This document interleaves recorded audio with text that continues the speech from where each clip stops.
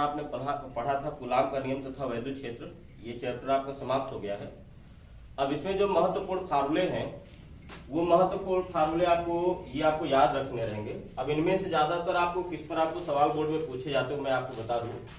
जैसे पहला फार्मूला आपको Q बराबर N × E, एक अंक पर आपको इस पर सवाल आपसे पूछ लिया जाता है। यह भी फार्मूला आपको इम्पोर्टेंट है। कूलाम के नियम पर भी आपको क्वेश्चन पूछ लिया, न्यूमेरिकल पूछ लिया जाता है। तो अगर दो आवेश Q1 और Q2 एक दूसरे से r दूरी पर स्थित है तो उनके बीच में उन दोनों आवेशों के बीच में लगने वाले बल का फार्मूला आपको ये होता है। ये फार्मूला कब यूज करेंगे? जब आवेशों के बीच में कोई माध्यम हो जिसका परावैद्युतांक कैपिटल के हो, तब हम ये फार्मूला अप्लाई करेंगे। लेकिन अगर आवेशों के बीच में y या निर्वात होगा, y या निर्वात के लिए k का मान 1 होगा, तो यहाँ k का मान 1 रखेंगे तो 1 का गुणा करें कोई फर्क नहीं पड़ेगा, तब आपको ये फार्मूला बन जाएगा। तो आवेशों के बीच में अगर y या निर्वात है तब ये फार्मूला अप्लाई करेंगे। अगर कोई माध्यम है जिसका परावैद्युतांक k है तो हम ये फार्मूला अप्लाई करेंगे। उसके बाद अगला फार्मूला आपको F बराबर Q × E। देखिए हमने आपको पीछे बताया था कि आवेश का मान कब चिन्ह सहित लेंगे, कब बिना चिन्ह के लेंगे। अगर जो राशि, जैसे आपको ये बल का फार्मूला है तो बल सदिश राशि है, तो अगर जो राशि सदिश है उसमें जो आवेश आएगा वो बिना चिन्ह के लिया जाएगा। यहाँ पर आवेश का मान बिना चिन्ह के लिया जाएगा, यानी केवल परिमाण लेना है। जैसे मान लिया आपको एक आवेश +2 माइक्रो कूलाम है और एक -2 माइक्रो कूलाम है, तो यानी आपको Q1 के जगह भी 2 लेना है, Q2 के जगह पर आपको क्या लेना है? 2 लेना है। यानी आपको ये चिन्ह नहीं लेना है। और ये चिन्ह आपको कहां पे चला जाता है? डायरेक्शन में या प्रकृति में चला जाता है। तो अगर कोई आवेश Q वैद्युत क्षेत्र में रखा है तो उस पर लगने वाले बल का फार्मूला F बराबर Q × E।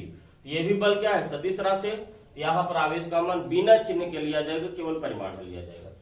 अब बल की दिशा किधर होती है? धन आवेश पर बल की दिशा किधर होती है? ये वैद्युत क्षेत्र है, तो धन आवेश पर बल की दिशा किधर होगी? वैद्युत क्षेत्र की दिशा में। और ऋण आवेश पर बल की दिशा किधर होगी? वैद्युत क्षेत्र के अपोजिट डायरेक्शन में।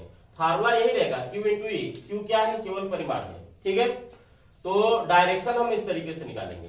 अगला फार्मूला है कि अगर बिंदु आवेश के कारण वैद्युत क्षेत्र निकालना है किसी बिंदु पर, तो Q आवेश के कारण r दूरी पर, Q आवेश के कारण r दूरी पर स्थित किसी बिंदु पर वैद्युत क्षेत्र का मान क्या होगा? E बराबर 1/4πε0 Q/r²। अगर यहाँ y या निर्वात है तब तो ये फार्मूला अप्लाई करेंगे। अगर k परावैद्युतांक का माध्यम होगा तो इसी ε0 के साथ में क्या लगा देंगे? हम k लगा देंगे। अब k का मान आपको गिवन होगा। अब इसकी दिशा कैसे निकालेंगे? अगर ये धन आवेश है तो धन आवेश के कारण किसी बिंदु पर वैद्युत क्षेत्र की दिशा कैसे निकालेंगे? आवेश को बिंदु से मिलाते हुए दूर की तरफ दिशा दिखाएंगे। और ऋण आवेश के कारण अगर किसी बिंदु पर वैद्युत क्षेत्र की दिशा है तो उस आवेश को, ठीक है, बिंदु से मिलाते हुए आवेश की तरफ रेखा खींच देंगे। तो धन आवेश के कारण किसी बिंदु पर वैद्युत क्षेत्र की दिशा दूर की तरफ और ऋण आवेश के कारण किसी बिंदु पर वैद्युत क्षेत्र की दिशा आवेश की तरफ। ये बिंदु आवेश के कारण है। अब इसके बाद आपका अगला है ये वैद्युत द्विध्रुव आघूर्ण, जिसको हम P से डिनोट करते हैं। तो अगर कोई वैद्युत द्विध्रुव -q + q आवेश से मिलकर बना, उसके बीच की दूरी 2l है, ये 2l है, तो इस द्विध्रुव का आघूर्ण क्या हो जाएगा? P बराबर दोनों आवेशों में कोई एक आवेश इंटू दोनों के बीच की दूरी। क्योंकि यहाँ P क्या है? सदिश राशि है, इसलिए यहाँ पर आवेश का भी मान बिना चिन्ह के लिया जाएगा। और इसकी दिशा किधर से किधर की होती है? ऋण आवेश से धन आवेश को, ये आपको बताया गया था। द्विध्रुव की अक्ष पर और निरक्ष पर वैद्युत क्षेत्र का फार्मूला क्या होता है? अक्ष पर वैद्युत क्षेत्र का फार्मूला होता है 1/4πε0 2P/r³। P क्या है? द्विध्रुव का द्विध्रुव आघूर्ण, और r क्या है? द्विध्रुव के मध्य बिंदु से अक्ष पर स्थित बिंदु की दूरी। डायग्राम आपको दिखाया गया था, उसको देख लेना। और निरक्षी स्थिति में जो वैद्युत क्षेत्र का फार्मूला आपको था 1/4πε0 P/r³। P क्या है? द्विध्रुव आघूर्ण है, और r क्या है? द्विध्रुव के मध्य बिंदु से निरक्ष पर बिंदु की दूरी।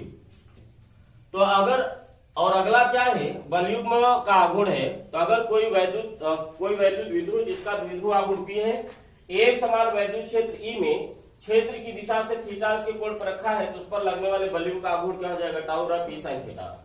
जैसे AB sin थीटा एक राशि होता है, वैसे P sin थीटा होगा P क्रॉस E। अगर हम इसको वेक्टर फॉर्म में लिखेंगे तो टाउ वेक्टर इक्वल टू क्या हो जाएगा? P cross E।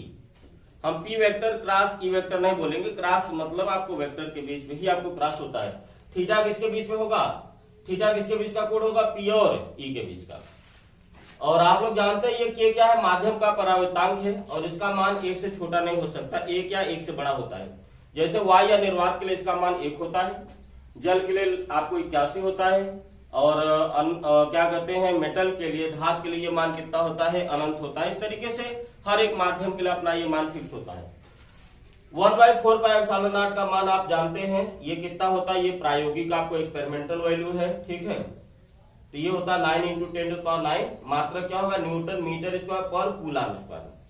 अब इसी से ये मान निकाला जाता है एप्सिलॉन नॉट, जिसको हम क्या बोलते हैं, निर्वात की विद्युतशीलता। इसको पढ़ते एप्सिलॉन नॉट, EPSILON और इसको बोलते हैं निर्वात की विद्युतशीलता।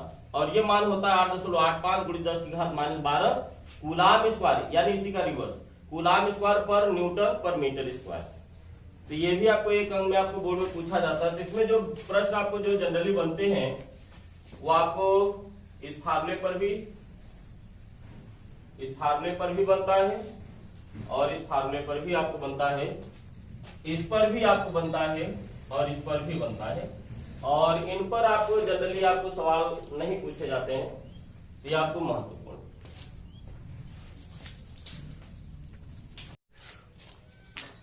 देखिए कूलम के नियम तथा वैद्युत क्षेत्र पर ये आंकिक प्रश्न हम लोग लेने जा रहे हैं।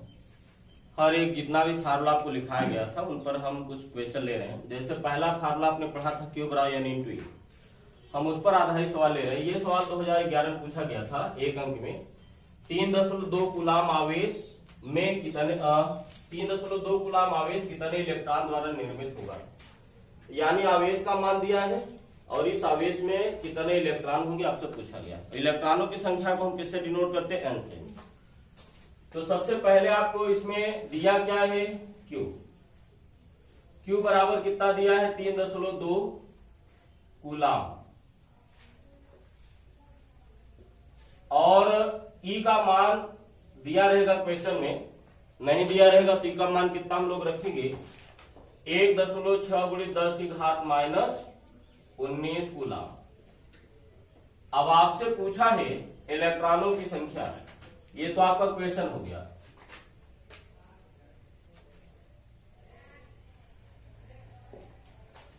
तो ये आपको दिया है। अब आपको इसमें क्या पूछा है, इलेक्ट्रॉनों की संख्या, और इलेक्ट्रॉनों की संख्या को हम डिनोट करते हैं N से। अब ऐसा फार्मूला हम अप्लाई करेंगे जो डाटा से मैच करेगा। डाटा में क्या क्या दिया है, किसका किसका जिक्र है, Q का, E का और N का। E आपको ये वैल्यू आपको फिक्स होती है, तो ऐसा फार्मूला जिसमें Q हो, N हो, E हो, तो Q = N × E। तो हम यही फार्मूला इसमें अप्लाई करेंगे। हमसे क्या पूछा जा रहा है, N पूछा जा रहा है। अज्ञात राशि को हम किधर रखते हैं, बाएं साइड में, अज्ञात राशियों को दाहिने साइड में। तो अज्ञात राशि इसमें कौन है, N है। हम इसको क्या करेंगे, बाएं साइड में रखेंगे, ये हो जाएगा Q/E। अब Q की वैल्यू आप रखें, Q की वैल्यू कितना है, 3.2 कूलम है, तो 3.2 कूलम, ऊपर क्या है, कूलम है। E का मान कितना है, 1.6 × 10⁻19। ऊपर भी कूलम, नीचे भी कूलम, कूलम यूनिट लेस हो जाएगा, N का कोई मात्रक आपको नहीं मिलेगा। 1.6 का ये दूना है, तो 3.2 में 1.6 का भाग देंगे तो ये 2 मिलेगा, गुणित ये 10⁻- ऊपर जाएगा तो 10⁻ क्या हो जाएगा, +19। तो N बराबर हो गया Q का मान और E का मान, आपने ये Q का मान और E का मान यहां रिप्लेस कर दिया। 1.6 का ये दूना है, 1.6 दूना 3.2 हो गया, 2 हो गया, ये 10⁻-19 ऊपर जाएगा, क्या हो जाएगा, ये घात का साइन आपको चेंज हो जाएगा, तो +19। यही आपको आंसर हो गया। तो इसका उत्तर क्या हो गया, 2 × 10⁻19 इलेक्ट्रॉन।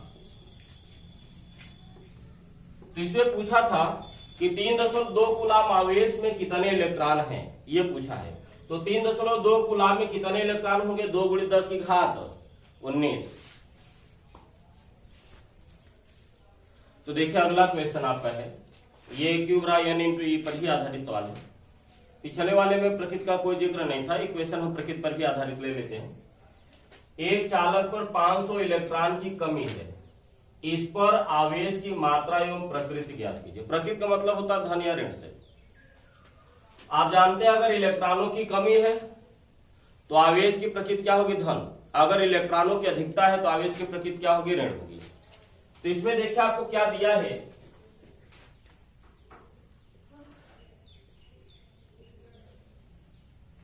इलेक्ट्रॉनों की संख्या को हम किससे डिनोट करते हैं, n से, और ये 500 इलेक्ट्रॉन दिए हैं। इसमें ई का मान नहीं दिया है तो ई का मान कितना होता है 1.6 गुणित 10 की घात -19 कूलम। इलेक्ट्रॉनों की संख्या 500 दिया है और ई का मान इतना होता है। आपसे क्या पूछा जा रहा है, आवेश ज्ञात करना है, आवेश की मात्रा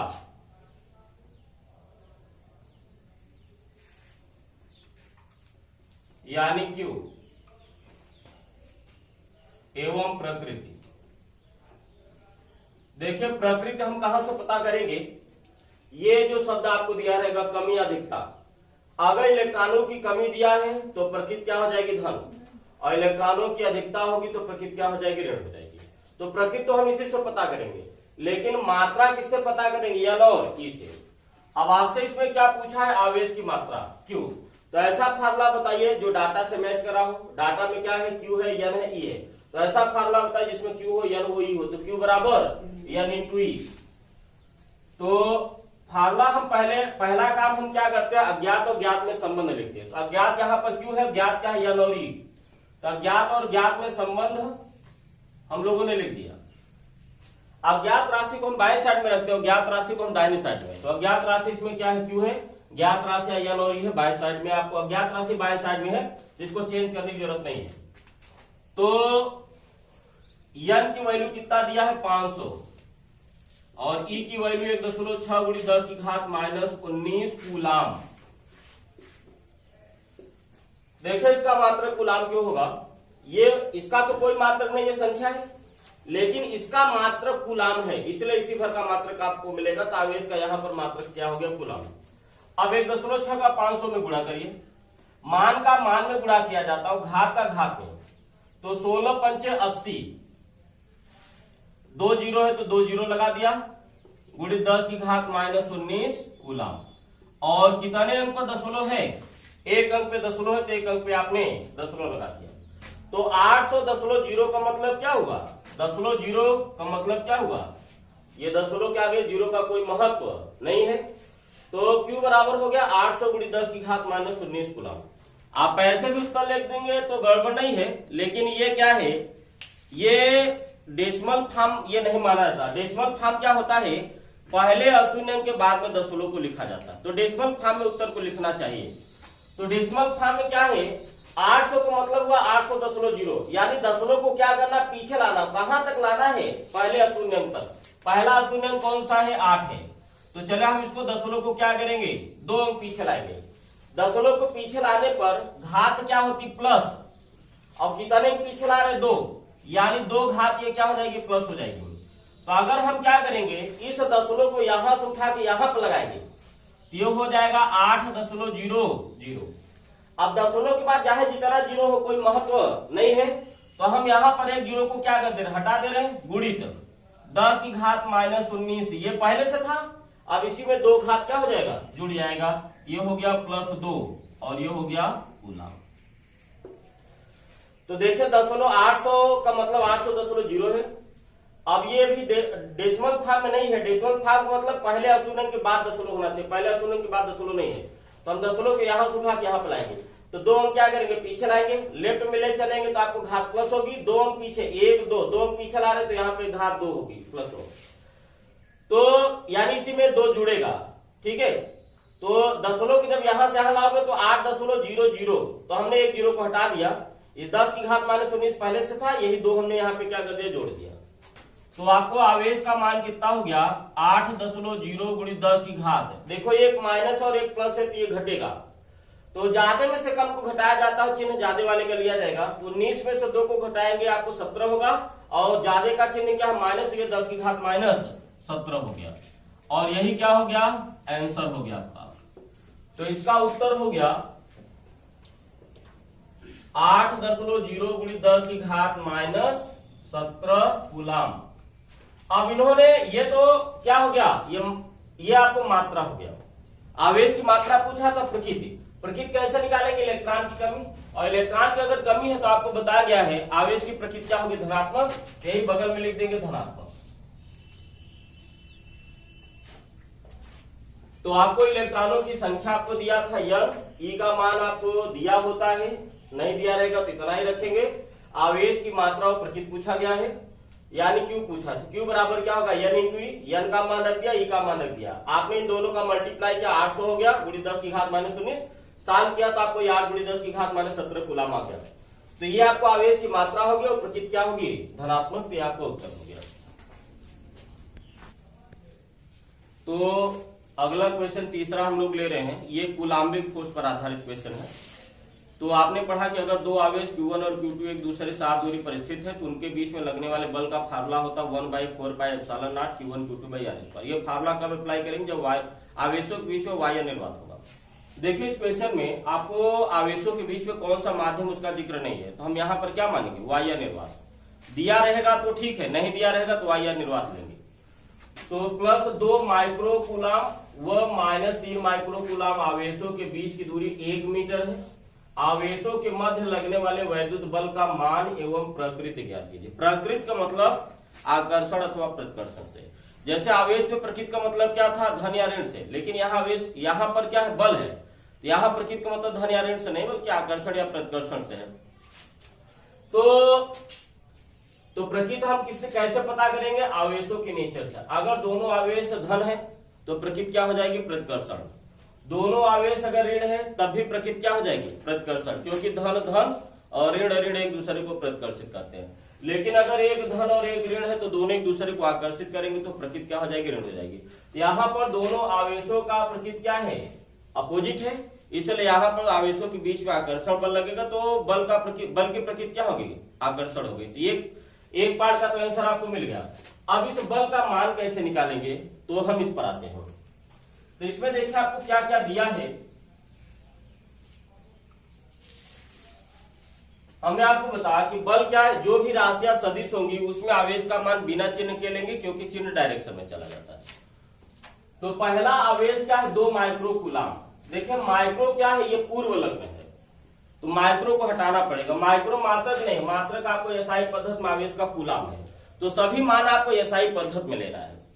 तो आवेश का मात्रक एसआई पद्धति में यहाँ भी कूलाम, यहाँ भी। तो माइक्रो को हटाना तो माइक्रो की वैल्यू रखेंगे। तो माइक्रो की वैल्यू आपने पढ़ा है, माइक्रो का पूर्व लग्न होता है 10 की घात -6। तो Q1 आपको कितना हो गया?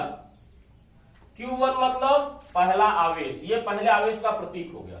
और ये हो गया 2 माइक्रो यानी 10 की घात -6 कूलाम। आप चाहे सी हिंदी में आप ऐसे लिख दीजिए या ऐसी को आप हिंदी में लिख सकते हैं कूलाम। दूसरा आवेश क्या है? ये 3 माइक्रोकूलाम है। 3 गुणित 10 की घात -6 कूलाम। ये 3 माइक्रो का पूर्व लग्न 10 की घात -6, तो माइक्रो को हटाया 10 की घात -6 रखा, उसके आगे कूलाम में कूलाम। अब बताइए Q1 धन में था तो आप यहां बगल में लिख दीजिए धन, और Q2 आपको ऋण में था तो यहां बगल में आप लिख दीजिए ऋण। यहां मत लिखिए, क्योंकि सवाल में जब हम सवाल को सॉल्व करेंगे तो Q1 Q2 का मान बिना चिन्ह के लेंगे। आवेशों के बीच की दूरी को हम किससे रिप्रेजेंट करते हैं? स्मॉल r से। और आवेशों के बीच की दूरी कितना दिया है? 1 मीटर। तो आपको ये हो गया 1 मीटर। क्या ज्ञात करना है? बल का मान एवं प्रकृति।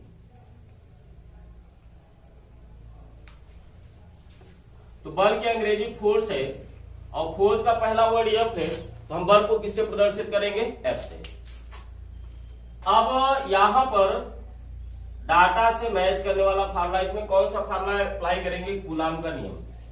तो देखिए अगर दो आवेश आपने पढ़ा, ये फार्मूला जो है ये बिंदु आवेश के लिए वैलिड है। ये यहां पर कुछ नहीं दिया, मतलब ये बिंदु आवेश है। तो अगर दो बिंदु आवेश Q1 और Q2 एक दूसरे से r दूरी पर स्थित है तो उनके बीच में लगने वाले बल का फार्मूला होता है F बराबर 1/4πε0 Q1 Q2 अपान r²। हमने यहां पर क्यों नहीं लगाया? कैपिटल के क्यों नहीं लगाया? क्योंकि यहां पर माध्यम का जिक्र नहीं है, उसके परावैद्युतांक का जिक्र नहीं, तो हम क्या मानेंगे? वायु निर्वात। तो तो y या निर्वात के लिए फार्मूला अप्लाई करते हैं हम। अगर माध्यम रहेगा तो यहाँ कैपिटल के लगाएंगे और y या निर्वात होगा तो k को हटा देंगे, क्योंकि y या निर्वात के लिए k का मान 1 होता है। अब आप जानते हैं SI पद्धति में 1/4 पाई, क्योंकि आपको Q1 और Q2 आपने किस में लिया है, Q1 Q2 और R आपने SI पद्धति में लिया है, इसलिए 1/4 पाई एप्सिलॉन नॉट का मान SI पद्धति में ही लेना। SI पद्धति में इसका मान होता है 9 × 10⁹ इसका जो सीजीएस पद्धति में वैल्यू होती है वो 1 होती है, तो सीजीएस में नहीं रखना है आपको SI में। ये 1/4 पाई एप्सिलॉन नॉट का मान होता है 9 × 10⁹। तो आपने यह का मान आपको निकालना, अज्ञात राशि को हम क्या करेंगे, बाएं साइड में रखेंगे, तो बाएं साइड में रख दिया। ये वैल्यू कितनी है 9 × 10⁹। Q1 की वैल्यू कितनी है यहां पर 2 × 10⁻⁻6, 2 × 10⁻⁻6, ये Q1 के जगह पे रख दिया। तो Q1 की वैल्यू है 2 × 10⁻⁻6 और Q2 के प्लेस पर हम क्या रखेंगे 3 × 10⁻⁻6, ये 3 × 10⁻⁻6 अपान r², r का मान कितना 1 मीटर, ये स्क्वायर हो गया। अब जब सभी मान आपको 1/4 पाई एप्सिलॉन नॉट का मान हो गया 9 × 10⁹, Q1 की वैल्यू कितनी हो गई 2 × 10⁻⁻6, ये Q1 की जगह रख दिया। Q2 की वैल्यू कितनी हो गई 3 × 10⁻⁻6 और R की जगह पर आपने क्या रख दिया 1, यहाँ स्क्वायर है तो यहाँ भी क्या लगा दिया स्क्वायर। जब सभी मान आपको SI पद्धति में है तो बल का भी मात्रक आपको SI पद्धति में मिलेगा, और बल का SI पद्धति में मात्रक क्या होता है न्यूटन। आप न्यूटन को कैपिटल N से भी डिनोट कर सकते हैं या हिंदी में ही आप इसी तरीके से लिख दीजिए। अब आप इसको कैलकुलेट करें, देखिए मान का मान में मल्टीप्लाई किया जाता है 10 की घात का 10 की घात में, ये मान आपको 9 है, यहाँ पे 2 है और यहाँ 3, 2 × 6 और 9 × 6 = 54। तो आपको ये हो जाएगा मान का मान में मल्टीप्लाई किया तो 9, 2 और 3, इन तीनों का मल्टीप्लाई करेंगे 9 दूनी 18, 18 × 54, ये हो गया। अब 10 की घात में कौन कौन है, ये 3 है, ये 10 की घात 9 है। अब देखिए ये 10 की घात -6, 10 की घात -6, 10 की घात -6, 10 की घात -6, 10 की घात -12। घातों का चिन्ह यहाँ देखिए, घात का चिन्ह माइनस है, यहाँ भी घात का चिन्ह माइनस है, तो माइनस माइनस जुड़ेगा, माइनस माइनस माइनस माइनस जुड़ता है, प्लस प्लस जुड़ता है, और माइनस प्लस क्या होता है घटता है। यहाँ पर ये इन मान का मान में मल्टीप्लाई किया 54 हो गया, 10 की घात 9 को लिख दिया। अब ये वाला घात और ये वाला घात 10 की घात -6, 10 की घात -6, इन दोनों का मल्टीप्लाई करेंगे तो ये माइनस है, ये माइनस है, आपको क्या है सेम है पावर, ये आपको जुड़ जाएगा। तो -6 क्या हो जाएगा -12, और मात्रक आपको क्या रहेगा न्यूटन। अब ये हो गया 54। देखिए यहाँ बेस आपको 2 बार है, जैसे यहाँ बेस आपको 2 बार था तो 1 बार लिखा और घातों को चिन्ह से जोड़ दिया। बेस यहाँ पर 2 बार है तो हम इसको 1 बार लिखेंगे, ये घात का आपको नियम है, घातांक का नियम है।